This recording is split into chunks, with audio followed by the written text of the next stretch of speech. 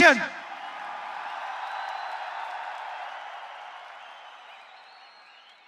You have helped build this nation. And every single time I come here, I want to tell you, from the bottom of my heart, every single time I come here, I feel so proud of all of you. I feel so happy to see that you have played your part with dignity, with love, with togetherness, and with tolerance. Before coming to this meeting, I met His Highness. And I want to tell you a little bit about my impressions about His Highness, the leader of Dubai. Somebody who has spent more than 50 years, given his whole life, given a vision for Dubai. I met him today for the first time. And I want to tell you what I experienced.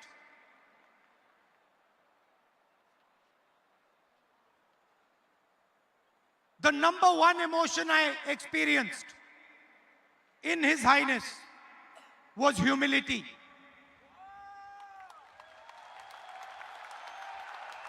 Humility that what has been achieved in Dubai has been achieved with his vision. But the humility and absolute 100% lack of any arrogance in him.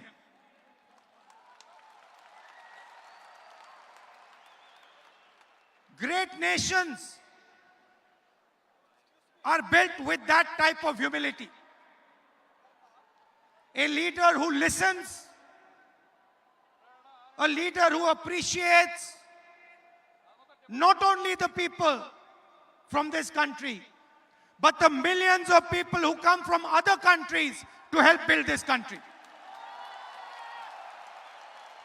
And this country has been built by many voices. It's a coincidence. Maybe it was meant to be, but this year in the UAE is the year of tolerance.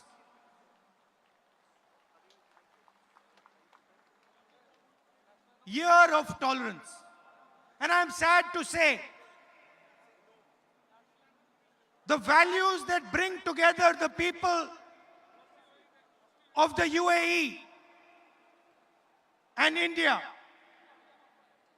the central value is humility and tolerance. Tolerance for different ideas, different religions, different communities, different way of doing things. And I am sad to say that here it is the year of tolerance. And back home, it is 4.5 years of intolerance.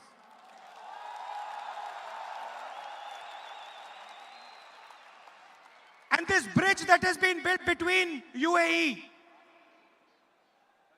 and our great India, this is not a new bridge. You have come here, you have given your blood, your sweat, and you built this great city, but you're not the first. For hundreds of years, people from India have been coming to Dubai, to the UAE. And people from Dubai and the UAE have been coming to our home. And if we are successful because of the value of tolerance, of listening, of working together, and most important, the value I saw today in His Highness called humility. So I want to start by telling you, all of you, that you have achieved great things here. And you are going to achieve even greater things. And I want you to know, as an Indian leader, as somebody who has come from India to speak to you, I want you to know that you are India's biggest strength.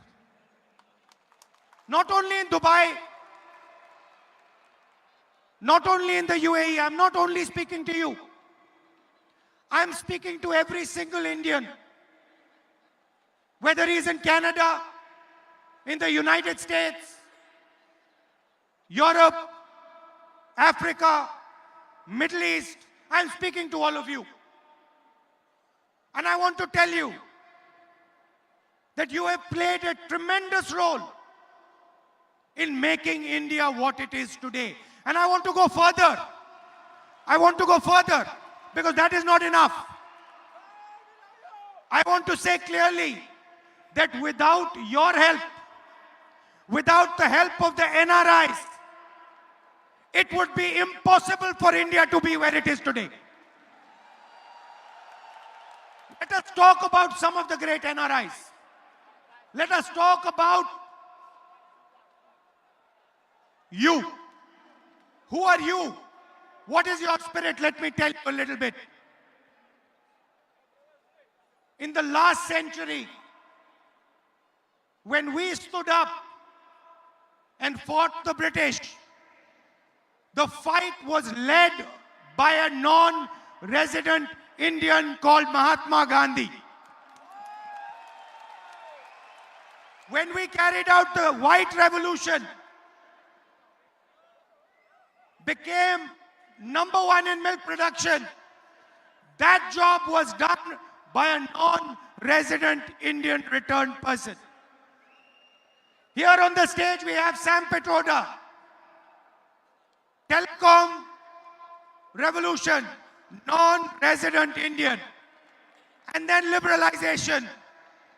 The brain behind liberalization, Manmohan Singh ji, non-resident Indian.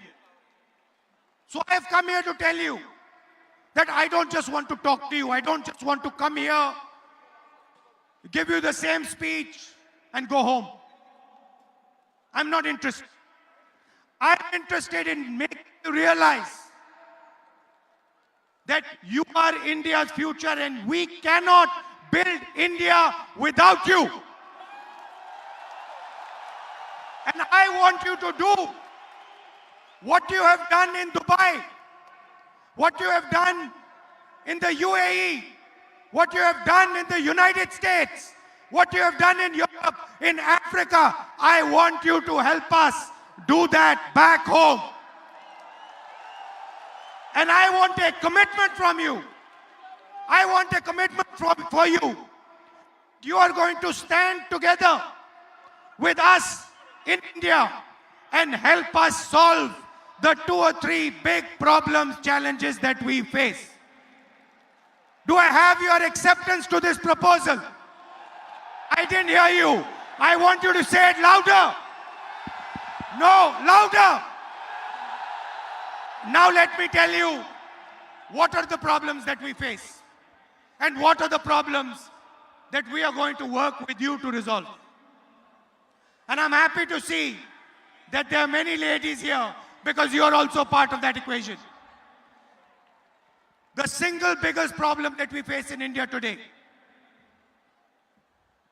over 1 billion people are facing a crisis of unemployment. You go to India, you talk to youngsters there and they will tell you that we have been devastated by demonetization and by GST, and we simply do not have employment. So the first problem that India needs to take head on, we are in a cricket stadium, not on the back foot, but on the front foot is unemployment.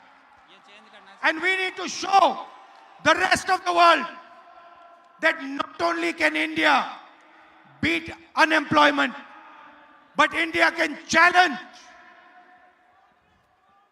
challenge our neighbor, China, when it comes to manufacturing and when it comes to employment. And you have a central role in resolving this problem. You agree with that? You're ready to help? Okay. The second big problem, India has been brought where it is. India has been made successful on the back of our farmers. And if I was to ask some of you here what your parents or grandparents used to do in India, many of you will say they were farmers. Am I correct? And today, our farmers are in deep trouble. They are struggling and they cannot see the future. So we have to transform Indian agriculture. The same way we carried out a green revolution, we have to carry out a second green revolution, a new green revolution that will take Indian agricultural products, foods, vegetables, and put them on every single plate in the rest of the world. In Dubai, in London, Paris, Germany, America, Canada. For that, we have to give agriculture high technology, and we have to give them the knowledge that you currently have. You agree? So that is the second problem. Like Mr. Kurian did, I want people from this crowd who have understanding, who have knowledge to come back home and work with us. Sam Pitroda is helping us, Mr. Chithambaram, Sam Pitroda and a list of people is helping us create the manifesto for the 2019 election. The manifesto is going to contain our plan for the future of India. It is going to be an expression not just of the Congress party, not of one person, not of one individual. It is going to be an expression of the millions and billions of Indians. It is going to be an expression of our farmers, of our youngsters, of women like you, and most importantly, it is going to be an expression of our NRI community. I want your voice to be inside the manifesto the Congress party produces. I have told Sam Pitroda that he is going to have detailed conversations with our NRI community in Dubai, in Abu Dhabi, in the UAE, in the Gulf, in America, Canada, rest of the world. And we are going to ask you what you need in that manifesto and what you tell us we are going to do for you. And I understand that you have a problem of representation. You have mentioned to me that you have a desire to be represented in India, Indian politics. You want to be represented in the Rajya Sabha. You want your expression to be heard in India. And I'm here to tell you that we are going to do that for you. We are going to make sure that your voice is heard in your country, that your voice is embedded deeply in our manifesto. This is what we are going to do. The last 5 years, not as a Congress person, but as an Indian, they have been sad years for me. And I want to tell you why they have been sad. Today, I was told by His Highness that it is the year of tolerance. What is tolerance? Tolerance is listening to people. Tolerance is embracing people. Tolerance is embracing ideas that are different than yours. People of different religions, people of different communities, that is tolerance. I want to ask you, can you have tolerance without humility? Is tolerance possible without humility? Is tolerance possible with arrogance? Can you run a country like India believing that only one idea is correct and all other ideas are wrong? Never. It simply cannot be done. And what makes me sad is that today in India, my beloved country is being divided.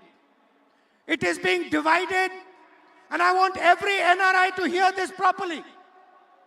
It is being divided for political reasons and for political benefit. That is why it is being divided. Different religions are being divided. Different communities are being divided. The rich and the poor are being divided. And India can never be strong if it is divided. I said to you, we are in a cricket stadium. I made the analogy of hitting a six. I want to ask you, can a cricket team that is divided, a cricket team where the batsmen don't talk to the bowlers, where the bowler doesn't talk to the wicketkeeper, where the wicketkeeper doesn't talk to the fielder, can that cricket team ever win a game? Then how can a country that is divided be successful? It is impossible. So the first task that we have to do, the absolute first task that we have to do, and every single Indian is responsible for this, whether he lives in India or he lives in Dubai, UAE, America, anywhere, every single Indian is responsible. We have to bring India together once again. We have to bring all our communities, all our religions, all our people, all our states together. And we have to say that enough. This is not many countries. This is not many religions. This is not many castes. This is first one country. From there we will start. And that is where we are fundamentally different. We simply do not believe that India can be successful if it is divided. And I want all of you to commit, regardless of which religion you're from. You have people here from Kerala, from Punjab, from Haryana, Karnataka, Maharashtra. Every single state, there are people here. There are people here from every single religion, every single community. There are men, women. India can never be strong if it is divided. Please understand that. It is impossible for our great country to be strong if it is divided. There is a lot of work to be done. You have shown what is possible. In many ways, you have shown us how to deal with challenges like urbanization. You have shown us how to deal with problems like transport. You have shown it to us. We have learned from you. And there are these tremendous problems that we have to resolve. And it makes me sad that instead of discussing unemployment, how to defeat unemployment, instead of discussing the difficulty our farmers go through, instead of discussing how we can build a future for youngsters, instead of discussing how we can empower women like you, we are sitting and fighting amongst each other. We are threatening each other, shouting at each other, abusing each other. It does not make sense in the 21st century. And that is what we have to do. We have to bring India together, regardless of the ideology, regardless of the thinking. Some people have said, we want a Congress Mukt Bharat. We do not want a BJP Mukt Bharat. We do not want that. But we want a Bharat that is united, where every single Indian person says, I am first an Indian, and then I'm everything else. And so I want to thank you. I want to give you all my love, and I want to tell you that till the day I die, my doors, my ears, and my heart will always be open for you. And you will always have space. And I know that you struggle. You're sitting here happy. But each one of you, there's not a single person in this room who has not struggled and made himself successful. I don't think there is a single person in this room who has not struggled, who has not given his blood, his sweat, his tears. It is true, isn't it? There is not a single person who has not built himself from scratch over here. And that is something we're extremely proud of. And you must never forget that. That if there is an idea called India, if President Obama, President Trump can say that there is only two countries, there are only two countries that can challenge the United States, a superpower, the biggest superpower. The president of the biggest superpower says there are only two countries that can challenge us. Which two countries? China and India. And what is India if it is not you?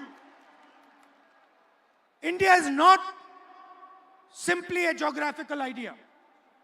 India is not simply an idea that is bounded by India's geography. You come to Dubai, the idea of India is carried with you in your heart. You carry it in your heart. No one can take it out. No one can remove it from your heart.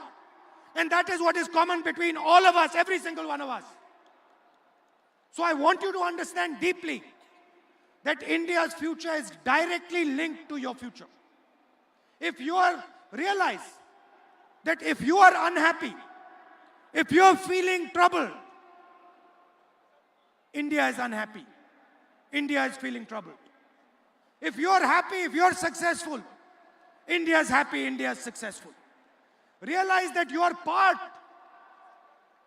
of a great idea, an idea that includes tolerance, that includes brotherhood, that accepts multiple different religions, multiple different states. You are part of that great idea and you have a lot to show the rest of the world. In an environment of violence, of anger, and you see it everywhere. You see it in the United States, you see it in Europe, you see it in the Middle East.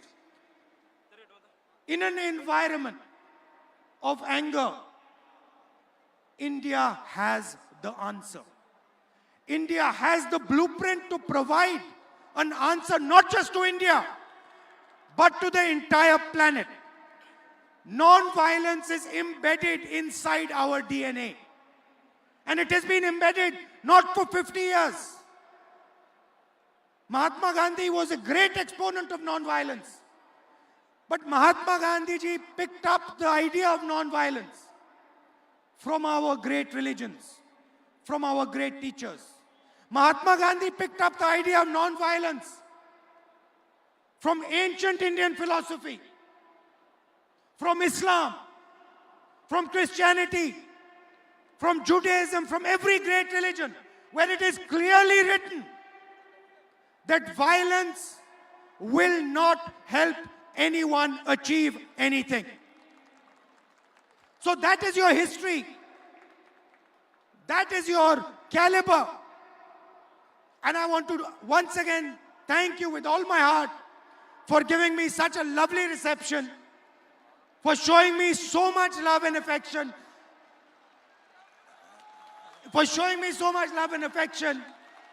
in Dubai, so many miles from home.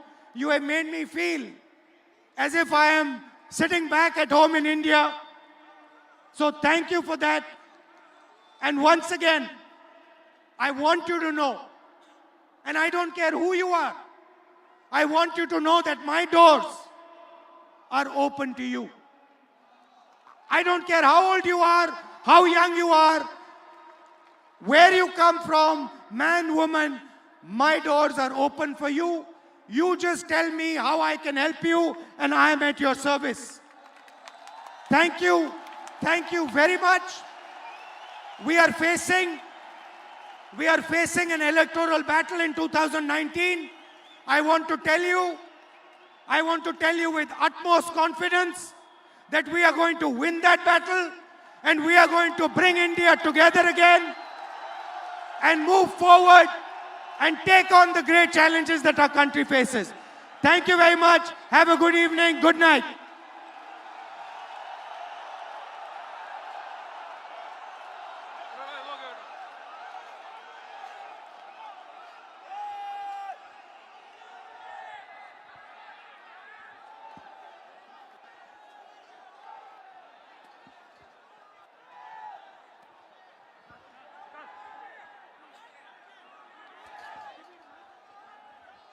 One thing, my lady from Andhra Pradesh has just reminded me of Andhra Pradesh, and I want to just tell my brothers and sisters, who are here from Andhra Pradesh, I have made a clear commitment, and the Congress party has made a clear commitment. The moment we win the election, special status to Andhra Pradesh will be done. Thank you very much.